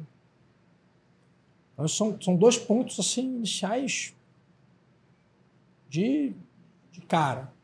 E aí, você vai me permitir, assim, acho que hoje em dia todo mundo tem Instagram profissional, mas, gente, escolha médico baseado em currículo, não escolha médico baseado em número de seguidores. Assim,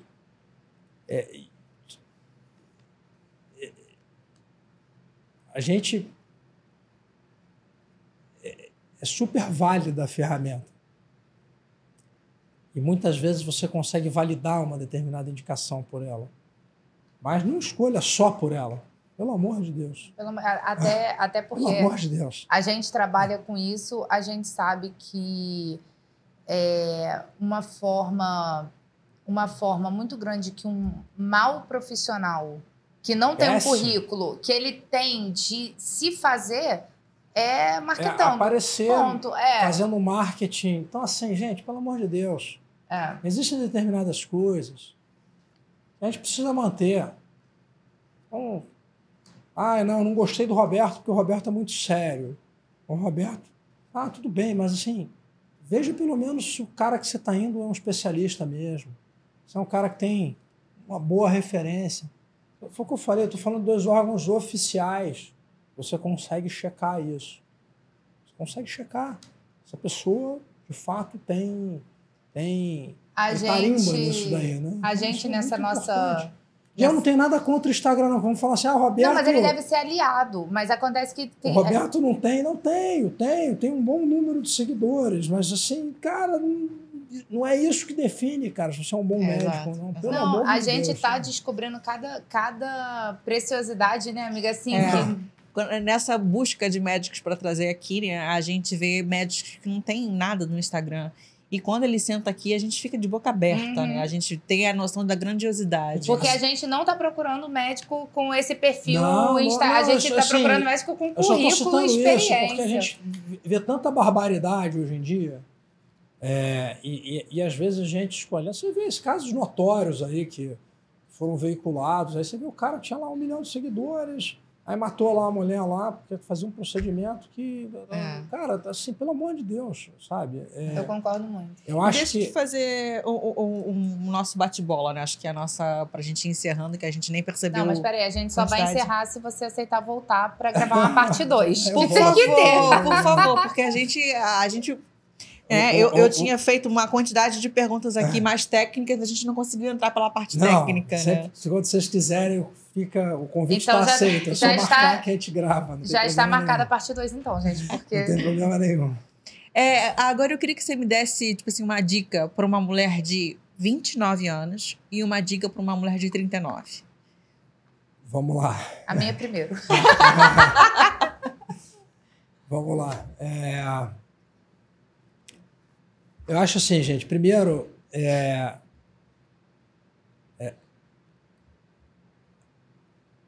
pensem com carinho, para de 29 primeiro, então, né? Vamos lá. Vamos na ordem. Lembre-se que, primeiro, não existe momento ideal para você ter um filho. Não fica esperando ad eterno, porque... o ideal nunca vai chegar. Então, é claro que a gente tem que ter uma tranquilidade, mas assim, gente, assim, isso eu estou falando contra o que eu faço da vida, né? Mas é uma orientação importante. Segundo, converse com o seu ginecologista sobre as suas pretensões de família. Se você quer ter um filho, 2, 3, independente, isso daí não tem certo ou errado, mas você precisa estar bem orientada, porque a sua fertilidade, ela, embora com 29 anos, na maioria das mulheres seja boa, ela vai diminuir. Você tem que entender como é que isso acontece. Tem métodos de você monitorizar isso e conseguir se planejar para ter a sua família da forma que você quer com mais tranquilidade. Seja congelando óvulos para tentar, eventualmente, uma família maior, se você for começar mais tarde. Mas isso é importante. A mulher de 39 anos, eu acho o seguinte, se você não tem filhos e deseja ter, mesmo que você esteja super saudável, mesmo que você esteja menstruando todos os meses, mesmo que você tenha ótimos marcadores de reserva ovariana, você precisa colocar isso meio como uma prioridade, porque com 39 anos a fertilidade já diminuiu consideravelmente. A gente torce sempre para que você consiga engravidar de forma espontânea, natural, que tudo corra bem, mas o ideal é que, se você quer, ou você congele o óvulo de cara logo, ou você vá conversar com um especialista para que você entenda de fato quais são as suas chances de acordo com o planejamento que você vai ter. Então, essas são, acho que, recomendações mais gerais direcionadas a 2 momentos de vida diferentes das mulheres, porque hoje em dia a gente sabe que com 29, ou 39, ou 49, vocês se cuidam pra caramba, vocês estão ótimas, vocês estão lindas, maravilhosas. A gente não consegue falar a idade. Isso não se fala, a gente não sabe mais. Eu brinco que as mulheres hoje em dia têm 30 anos o resto da vida. Eu tenho 27. Não, mas a gente... mas o ovário não tem, o ovário envelhece. A gente não inventou botox de ovário ainda. Isso não tem, infelizmente. Tomara que quem conseguir inventar vai ficar milionário. Eu acho muito legal isso, e principalmente a gente encerrar com essa reflexão, né? Que a gente consegue, com o avanço da medicina, a gente consegue interromper e atrasar muito no envelhecimento, né? Mas o envelhecimento dos óvulos das mulheres. E eu queria encerrar, né, com essa frase que eu recebi da minha ginecologista, que me marcou muito. Isso eu recebi com 38 anos. Dessa questão dela nunca ter ouvido alguém de ter se arrependido, mesmo que seja mãe solo, de ter se arrependido de ter tido filho. Agora, de não ter tido, ela já ouviu muitas vezes. Né? E é muito isso. É muito curioso você falar assim, porque nós tivemos filhos em circunstâncias completamente diferentes, e idades completamente diferentes. As nossas filhas têm a idade parecida, mas a gente vive os mesmos desafios. Os mesmos desafios. Então, você vê a filha dela que veio num ambiente planejado, com toda uma coisa de família, com tudo isso, e a minha, coitada, caiu de paraquedas no meio da situação. E os desafios são os mesmos. Então, nunca tem um momento ideal, porque até o momento ideal dela hoje enfrenta a mesma coisa que o meu, que não foi no momento ideal, entendeu? Então, as dificuldades, foi o que eu falei, gente. O principal é você ter um ambiente... melhor ambiente possível para os seus filhos. Isso depende se é mãe solo, se é a mãe planejada, se são 2 mães, são 2 pais. Isso o principal. Foi o que eu falei, se você tem amor ali naquele lar, dificuldade a gente sempre vai ter. Uhum. Não tem como, imagina, vocês estão com 2 adolescentes, pré-adolescentes em casa, não tem como. Eu tenho com um de 11, o meu mais velho está com 11, está começando a me dar trabalho. A idade é minha. Não tem jeito. Filho dá trabalho. Quem acha que filho não dá trabalho, rever aí, porque sempre dá trabalho. Para você criar filho é difícil. Tem alguma história de alguma paciente sua que você não esqueceu? Assim, que te emocionou? Veja, você tem um jeitão mais sério, uma coisa, mas alguém conseguiu mexer com o teu coração em algum momento. Olha só, gente. Não, todo mundo mexe com o meu coração. A gente fica... a gente vibra e a gente sofre junto com cada casal que está ali com a gente. É claro que, assim, eu faço, sei lá, 30 tratamentos todos os meses. Então, também se eu desesperar, ferrou. Claro. Eu falo isso para os meus residentes. O pessoal acha que medicina reprodutiva é uma área onde você vai sentar e é só bebê para todo lado. Teste de gravidez positivo, bebê, todo mundo grávida. Não, é uma área de muito sofrimento. É uma área de muito sofrimento, porque os tratamentos têm taxas de gravidez que muitas vezes são muito menores do que a gente gostaria. Os casais muitas vezes têm que fazer 1, 2, 3, 4 tratamentos. Então, você tem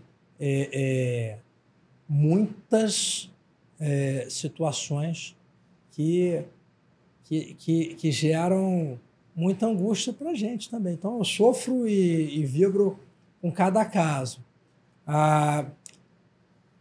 Pensando aqui, eu tenho algumas histórias assim bem bacanas, bem interessantes. Eu tenho um caso de uma paciente super interessante, que é uma paciente que entrou em menopausa com 30 anos, ela chegou, congelou óvulos para mim com 28. Com 30 anos ela entrou em menopausa de fato. E a gente nem conseguiu tantos óvulos assim, porque ela já tinha uma reserva bem baixinha, mas ela era jovem. A gente conseguiu 3 blastocistos. Transferimos o primeiro, ela não engravidou. O segundo ela engravidou e agora ela engravidou novamente. Então ela conseguiu constituir a família dela, mesmo tendo entrado em menopausa com 30 anos. Você tem casos, que são casos muito bonitos de pacientes. Eu estou agora com um casal vindo do Canadá, que ela teve um câncer de mama com 34 anos, ela está agora com 42, teve alta, e eles acabaram migrando ainda no meio desse processo, e eles conseguiram, estão vindo agora para transferir os embriões. Então, assim, você poder proporcionar esse tipo de esperança para um casal é muito bacana. E, assim, eu fiz tratamento de um monte de colegas meus de turma, de amigos. Isso é muito bacana, né? Quando você tem a proximidade. Assim, um dos meus melhores amigos precisou fazer uma fertilização. O filho dele está agora com 7, 8 anos. E é muito legal, né? Você conseguir... Você vê ali o fruto do esforço, do trabalho todo, aquele menininho ali correndo para cima e para baixo ali, e a felicidade que você proporciona. Então, por mais que seja um dia a dia muito sofrido, que você tenha que lidar com isso de forma... tentar... que você é o porto seguro ali, né, daquele casal. Se você se desespera, ferrou, claro. Né? Assim, então, na hora que a coisa concretiza e que dá certo, que nasce, é uma felicidade muito, muito grande, é muito bacana, muito bacana. A especialidade, eu não me arrependo nada de ter escolhido trilhar por ela, né? Dá trabalho, muito sofrimento, mas assim, a recompensa é muito bacana, vale a pena, muito legal. Vale a pena. É isso. É isso. Mas vai ter a parte 2, gente, porque faltou muita coisa. Faltou muita pergunta. 5 horas de episódio. E aproveita, então, deixa a sua pergunta aqui embaixo, se você tiver alguma dúvida, que a gente vai chamar de novo o Dr. Roberto aqui, para responder um pouco mais sobre parte técnica e essas perguntas que vocês deixaram aqui embaixo. Bom? Não esquece, não é? Tem que curtir, compartilhar, comentar, indicar para as amigas. Pega aí a amiga que está com 27, 28 anos, manda para ela, fala, tá na hora de pensar, é isso aí. Exatamente, tá bom? Um beijo e muito obrigada. Obrigado, gente. Muito obrigado pelo convite, viu? Foi um prazer.